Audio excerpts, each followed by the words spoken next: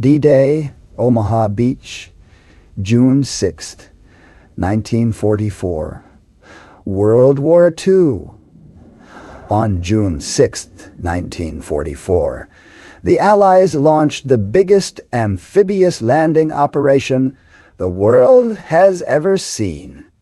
Operation Neptune. Around 175,000 men stormed the beaches of Normandy in France, reopening the Second Front in Europe against Nazi Germany.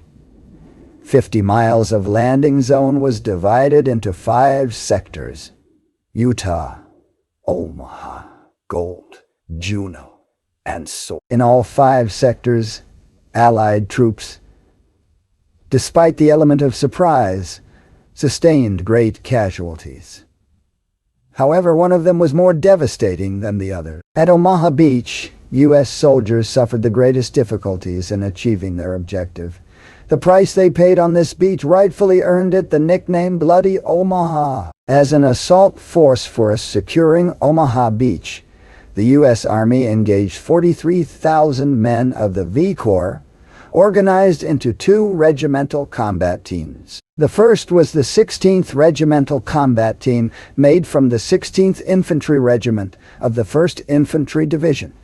This was the most experienced unit in the entire U.S. Army. The second was the 116th Regimental Combat Team, formed out of the 116th Infantry Regiment of the National Guard, 29th Infantry Division. Each team was allotted a tank battalion for fire support. The 741st Tank Battalion supported the 16th RCT, and the 743rd Tank Battalion offered assistance to the 116th RCT. Both groups also included engineering teams whose task was to breach German obstacles on the beach. As an extra support, 2 Ranger battalions, the 2nd and the 5th, were added with the task of eliminating the German artillery battery at the nearby Point du Hoc village and supporting the western half of the beach. In March 1944, the battle-hardened 352nd Infantry Division replaced the understrength 716th Infantry Division at the Bayeux sector of the Normandy defenses. The unit consisted of Eastern Front veterans and fresh conscripts. It consisted of 3 regiments, the 914th, 915th, and 916th Grenadier Regiments, reinforced with the 726th Infantry Regiment of the 716th Infantry Division.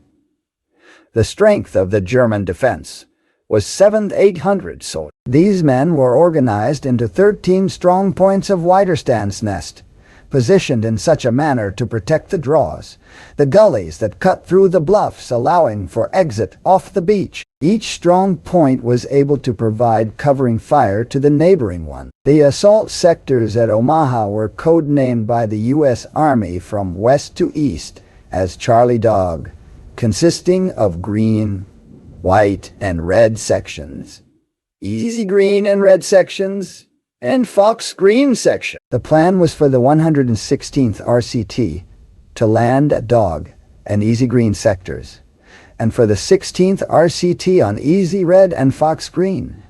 As it turned out, as the battle unveiled, the situation on the beach made the plan completely futile. Between 200 and 300 hours on the morning of June 6, 1944, the Allied fleet arrived off the coast of Normandy.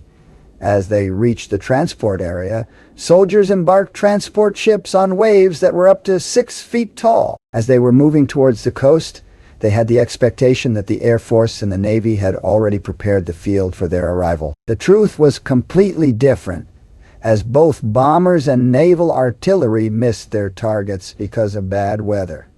Not a single strong point was destroyed when the first assault wave appeared on Omaha Beach. Infantry couldn't even count on amphibious Sherman tanks that were supposed to provide covering fire on the beach.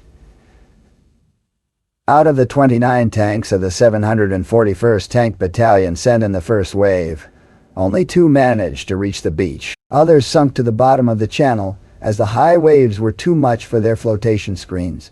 Bad weather conditions also forced the landing craft to disembark troops further from the beach than planned. In some cases, the soldiers had to jump into water that was over their heads. Those who didn't drown had to make great efforts to reach the beach, fighting with big waves while wearing heavy equipment. Most of them were too exhausted to advance through the beach obstacles. To make the situation even worse, assault troops were exposed to German fire as soon as the ramps on the Lycep were dropped, exposed to fire from deadly MG-42 machine guns, 76mm field guns, 50mm mortars, and mounted 50mm guns. Many soldiers were killed instantly before they even jumped into the water. This wasn't the end of it for American assault troops, as low tide and strong wind caused the landing craft to land east of their designated zones. Of the 9 companies of the first wave, only 2 landed where they were supposed to. Others were lost as they found themselves on terrain they were not familiar with. With the command structure broken and only with a few tanks to support them, the American soldiers were forced to organize ad hoc units and to act on their own. At 700 hours, the second wave approached the beach.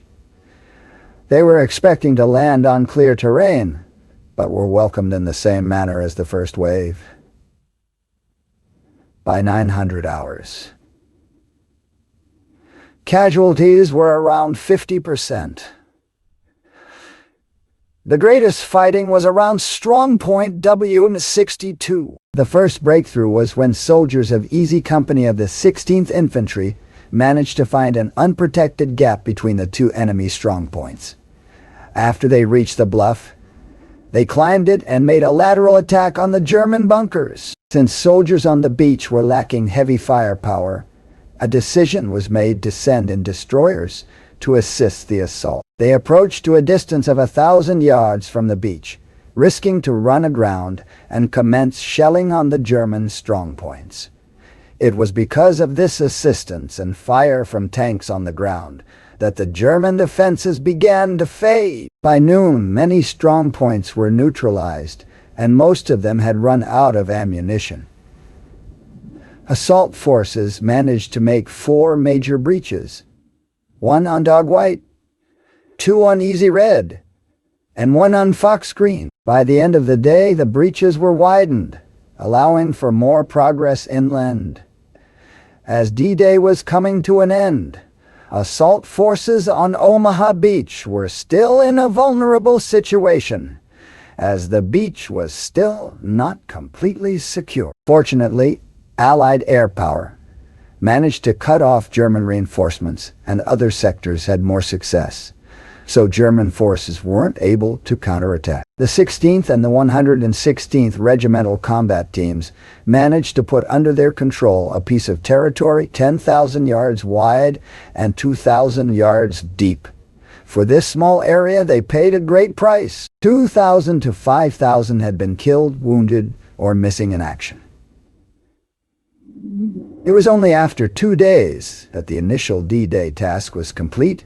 The beachhead was secured and a connection was made with Gold Sector. Of all 5 beaches, Omaha was the only one where Allied troops were put in danger of a complete defeat. It was because of the improvisation of the men on the beach that turned an initial disaster into an eventual victory. Uniform of the American GI on D-Day, June 6, 1944. From the outbreak of the Second World War, the U.S. Armed Forces started to actively prepare for what they saw as their inevitable entry into the conflict. Nevertheless, they were still relatively ill-prepared when they were finally drawn into the war on December 7, 1941, following the surprise attack by the Japanese on the U.S. naval base at Pearl Harbor. The U.S. immediately found themselves up against the combined might of the Axis powers, which consisted of Nazi Germany, Japan, and Italy. In order to fight this conflict effectively, the Americans rapidly developed a whole new generation of highly effective weapons that included the M4 Sherman tank and the B-17 Flying Fortress bomber. As a matter of urgency, the U.S. Army Infantry, commonly called GS, which stood for Government Issue or General Issue, had their World War I era, 1917.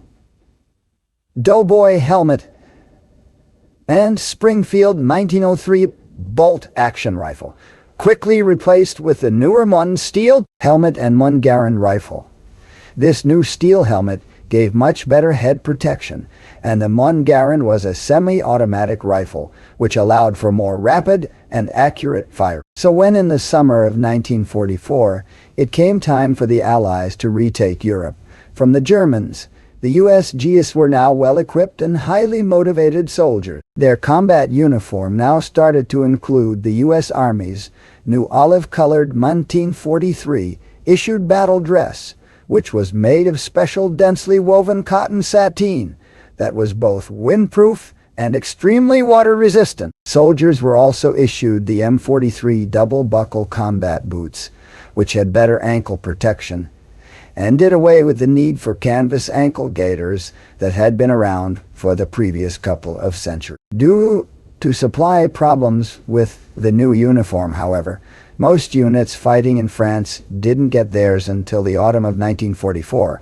well after the Normandy landings. This, and the fact that the military wanted to use up all of the existing uniform supplies first, meant that most U.S. infantry divisions assaulted the beaches designated Utah and Omaha in Normandy, wearing the old M41 combat jackets and rough-out boots with canvas gaiters.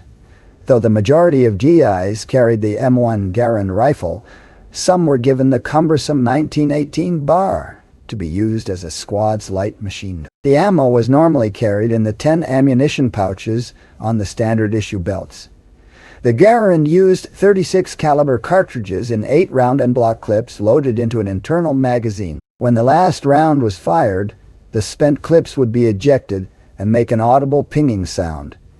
Each pouch could carry one clip, but more ammunition could be carried about his person or in the semi-waterproof backpack. Also found in the average soldier's backpack was his canteen cup, and mess kit, all of which were made of lightweight aluminum. These were packed alongside his food in the form of emergency to ration high-energy chocolate bars for eating on the go, and the more nutritious K-Field ration packs, which included gum, cigarettes, matches, and toilet paper. In addition to all of this, there was a useful barbed wire cutter and the all-important first aid kit, which contained a one-size-fits-all wounds Carlisle bandage that was impregnated with sulfa. On the outside were 3 pouches that each housed 2 hand grenades. Hanging from the back was an entrenching tool, which could also be used to great effect as a hand-to-hand combat weapon, though the 10-inch bayonet that fixed on the end of the standard rifle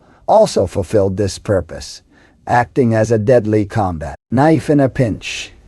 Additionally, several further items were added to the GI's kit, especially for D-Day. First was an extremely handy set of books, one on French culture and the other a French-English dictionary. These were particularly useful, as the average American soldier had never been out of his home state before, let alone to a distant country like France. A life preserver and a waterproof rifle bag were also supplied, in case you were unlucky enough to have your landing craft sunk by enemy fire and end up in the freezing cold water of the English Channel, though obviously these special issue countermeasures were quickly discarded once ashore on the beaches of Normandy. While this may seem like a lot of equipment and supplies for just one man to carry, during the Normandy landings in particular, it was more important than ever that the average U.S. soldier was as self-sufficient as possible. This was due to the uncertainty as to when forward supply bases could be established efficiently. Once the beachhead was established and the Allied troops pushed further inland, they could leave behind these heavy backpacks and were able to more accurately tailor what they would carry for individual missions, raids, or patrols. One piece of kit generally left behind was the standard issue E637 Army Assault Gas Mask, later renamed the MEF 5117 Combat Service Mask. It was anticipated that there was a 1 in 3 chance that the Germans would use gas to protect the beachheads. but they never did. Incidentally, the waterproof carrier acted as an additional flotation aid to complement the life preserver because of it being strapped to the soldier's chest. Today, it's estimated that the average U.S. soldier costs anywhere between $28,000 and $60,000 to equip, depending on their role and the theater that they're being deployed to. This cost is naturally ever increasing as modern equipment and high-tech innovations are applied to a soldier's loadout. The Beast of Omaha, stories from D-Day, born in Metzingen, Germany, to a farming family in 1923. Heinrich Severloh was conscripted into the Wehrmacht at the age of 19 in 1942. According to his memoir, he was first stationed in Hanover with the 19th Light Artillery Division before being transferred to France in August 1942. There, he served with the 321st Artillery Regiment as a dispatch rider before being sent to the Eastern Front in December. In December 1942, Severloh was reprimanded for making dissenting remarks and punished so severely that he spent 6 months in the hospital. He was sent home to his family farm before being recalled to military service once more. Severloh was sent to Brunswick, Germany, in October 1943 for non-commissioned officer training, but was stationed with the 352nd Infantry Division after less than a month there. Severloh then went to Normandy, where he was stationed with 29 others in a German stronghold at Omaha Beach as Allied forces approached on June 6, 1944. He was in Widerstandsnest 62 or Resistance Nest 62 under the command of Lieutenant Bernhard Firking, which was armed with artillery guns, rocket launchers, and machine guns. 500 hours. The fog had faded away and Severloh could see the assembled mass of enemy ships on the horizon. Then he heard a drone of bombers. Everyone in WN-62 jumped into a dugout or bunker as bombs rained down. However, they had missed their target, instead hitting the areas behind the strong points. Then, after a short pause, the ships now opened fire, bombarding the shore. According to Severloh, thick, bright gray chalk dust filled the air. Smoke and the dirt flying around blackened the sky, interspersed with flashing bolts of lightning. It seemed as if the whole world would disappear in the roaring, howling, and crashing inferno of exploding shells. Some of the men in WN-62 were only slightly wounded, but none were killed. As Severloh looked up and returned to his MG-42 machine gun, he saw 48 landing craft getting closer to the beach. According to Severloh, he and his fellow German troops received orders from Lieutenant Bernhard Firking to fire when the enemy was knee-deep in the water and still unable to run quickly. As the American soldiers waited in the water, the order was given, and all at once the mortars, machine guns, and field guns opened fire, causing panic among the first enemy wave. Many saw cover behind the tank obstacles. Severloh opened fire with the MG-42 machine gun at the American troops. He was fed ammunition by a soldier he didn't know. He recalled one of his shots as it struck an American soldier in the head. First, the steel helmet fell off. Then his chin fell on his chest. Severloh watched as the water sprayed up where the machine gun bursts had landed, and when the small fountains came closer to the GIs, they threw themselves down. Very soon the first bodies were drifting in the waves of the rising tide. He aimed slightly beyond the dark shapes that were the corpses of GIs, as more men drifted in the tide behind them. In a short time, the Americans down there had been taken down. Severloh claimed he fired his machine gun for 9 straight hours, firing around 12,000 rounds. He only took breaks to reload or to let the weapon cool down. While reloading, 1 or 2 Americans would take the opportunity to move closer, only to be shot down by one of the other gunners in the bunker.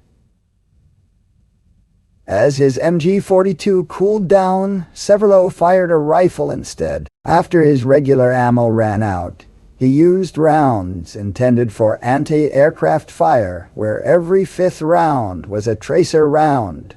This led to his detection by the USS Frankfurt when he was fired upon. He took cover just in time before the shells could hit him, although shrapnel had hit his face.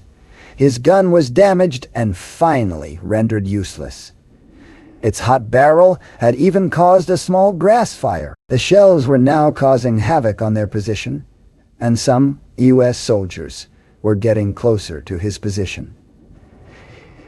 It was time to get out of there. Firking shook Severlow's hand and ordered him to retreat. Severlow and his fellow Germans retreated from the bunker, and they all took cover from the American gunfire. Only himself and another German soldier, Kurt Wernicke, made it. When Wernicke got to Severlow, he told him Firking had been shot in the head. Together they reached the nearby village of Kovel-sur-May, where their battalion HQ was, and Severlow received medical care. The Germans, including Severlow, surrendered to American troops on June 7, 1944. Severlow was sent to Boston, Massachusetts as a prisoner of war before being sent to England in 1946, where he worked as a forced laborer until March 1947. Severlow then returned to Germany to his family's farm.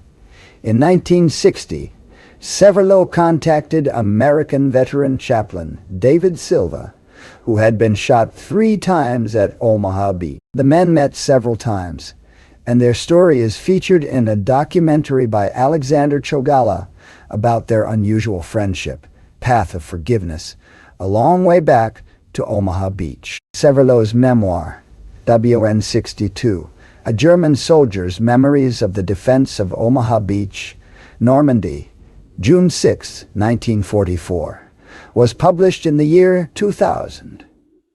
Severlow claimed that he took out more than 1,000 men, most likely more than 2,000. There is no way to substantiate Severlow's assertions, and many historians doubt their validity. The total U.S. casualties at Omaha Beach were between 19,000. Heinrich Severlow became known as the Beast of Omaha, but this was only given to him by the post-war media. Severlow was actually deeply haunted by his actions, but noted that he had a duty to Lieutenant Firking. For Severlow's claims to be accurate, he would have been responsible for most of the casualties at Omaha Beach. Historians don't doubt his significance in the event, nor do they question the effectiveness of the machine guns on Omaha Beach, but no exact totals for one lone gunner can be known. Severlow would die in Lochendorf, Germany in 2006 at the age of 82. U.S. paratrooper, World War II, the Western Front. America was late to develop airborne infantry, but once it did, development was rapid. The first U.S. airborne unit was tested in 1940. In 1942, the 82nd Infantry became the first airborne division, followed by the Screaming Eagles, 101st Airborne, the 11th, 13th, and 7th. Paratroopers were volunteers who were motivated by the chance of becoming an elite unit and receiving extra pay. If they made it past selection, the recruit would go through a vigorous training process at jump school. Physical training exercise such as forced marches, running, and obstacle courses would test their endurance and make or break the recruit. The next stage would focus on skills-based training. Recruits were taught how to tack a parachute, how to guide a parachute, and how to land properly. They would leap from 250-foot or 76-meter-high jump towers to practice parachute jumps. But the main test would come when the recruit would jump out of an aircraft for the first time. Any hesitations would prove if they were airborne material or not. Paratroopers were dressed in special clothing and equipment, which would help them in their dangerous missions.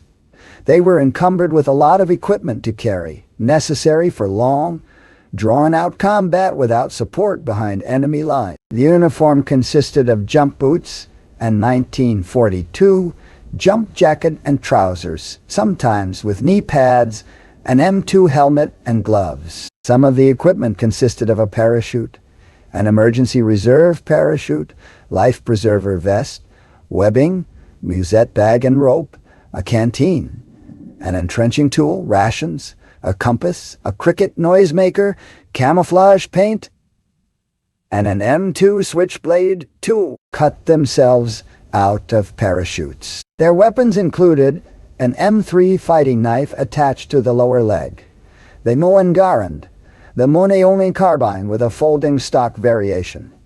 Ideal for paratroopers, the M1A01 Thompson submachine gun, the EL1000 submachine gun, the Mon CN-AT, Night Browning automatic rifle, the gun, the 1911A1 Colt pistol, the M9 bazooka, and Mk2 grenades. U.S. airborne troops first fought in North Africa, then the invasion of Sicily in 1943. Most would be sent to England in preparation for D-Day in June. In preparation, some of the paratroopers would camouflage their faces and shave their heads into mohawks. The 82nd and 101st would do a nighttime drop into Normandy, France, with the objective of holding areas inland from the invasion beaches. The C-47 aircraft holding the paratroopers would come under heavy flak and fog, and in the chaos, the men would jump out in a wide, scattered radius, separating from each other on the ground in pitch-black darkness. To identify themselves from the enemy, the paratroopers used their clickers followed by a code word. The unlucky ones either lost their equipment, drowned, or became stuck in trees or utility poles while being shot at by the enemy before they could even undo their parachutes. The paratroopers were successfully able to prevent German counterattacks on the D-Day landings, sabotage gun emplacements, and create great confusion behind enemy lines. The 82nd and 101st would then take part in further airborne operations. Next was Operation Market Garden in the Netherlands.